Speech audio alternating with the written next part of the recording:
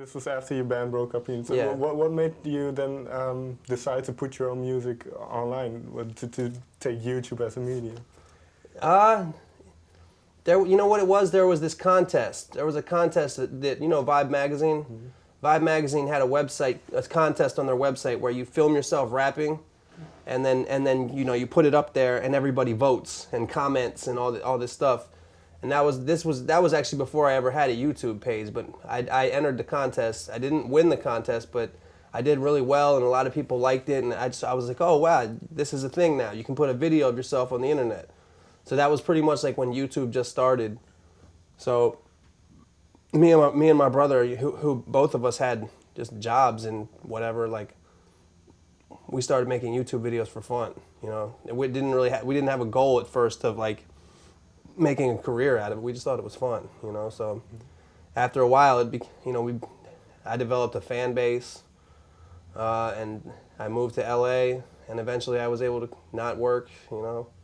Well, how did this transition then happen? Because I assume then offers came in, or did you have to go look for something?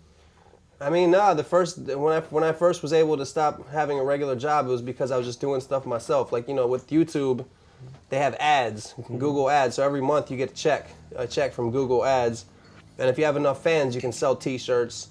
You know, I put music up on iTunes, and people would buy it off of that. CDBaby.com, like.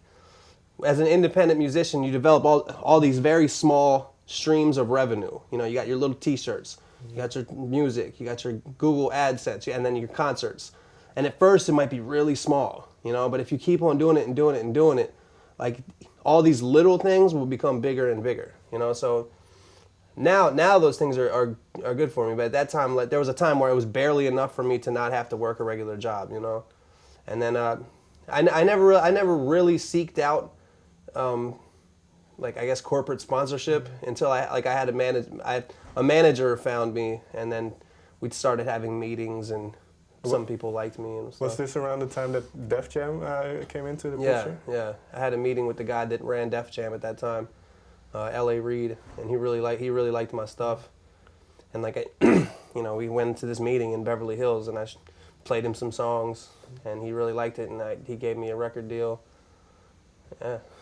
But then I think you did two mixtapes or albums, but then you broke up with Def Jam. Why was that?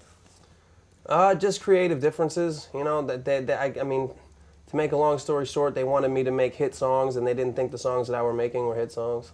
So then you know, it actually got really complicated. It got to the point where we were really trying very hard. Like, they'd put me in the studio with songwriters and producers trying to make a hit song, and the more and more you do that, the harder it actually becomes.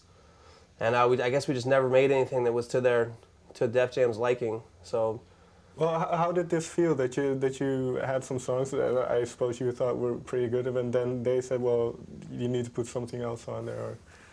And that's how it works, you know. That's how it works when you make a deal. You say, we're a team now, you know. Mm-hmm. They give you some money, and you give them your talent, and you got to make a team, and you got to be a business. And for me, I ended up discovering that, you know, when I didn't have any money, the thing that made me happy and whatnot was the musical expression, artistic expression or whatever. I didn't even know that I cared about that until I got all this money, and then I'd lost that, and now it was just like making some stuff that they could try to sell. And that doesn't mean any offense to them. They're a business. What are you gonna do? And they didn't think any of the stuff that I made could be on the radio. So, like, I get it. I understand. But now that you're gone from Def Jam, do you feel like you have more freedom now and to do your own thing? Yeah, I can do whatever I want, and it's cool because I don't have to. Because of the internet, I don't have to like go find a record deal. I can just do whatever I want to do. I can make songs, and I have fans, and people will support me. And now I got really lucky. I actually do have a hit song over here, you know, in a couple different places. But well, about that song, you re-released it specifically, I think, for Europe. Why was that?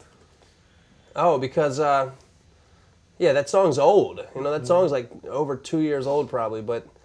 There was a guy from Warner Music Germany, shout out to Stefan, He just emailed my manager and was like, "Yo, we think this song's a hit. I want to sign this song, you know." And like the song was already out, the video was already out, and people loved the video, you know. And I was like, and he gave us a little bit of money and was like, let me run with it. I was like, okay. I didn't have to do anything. You like, I just basically email him a link and an MP3, you know, easy as pie, and then he can go do his thing. And he was able to get it on the radio and on TV, and you know, it's in the charts. It's a gold now. It went gold. I think it went #1 in Austria. It was #1 in Austria. Yeah, they love it over there.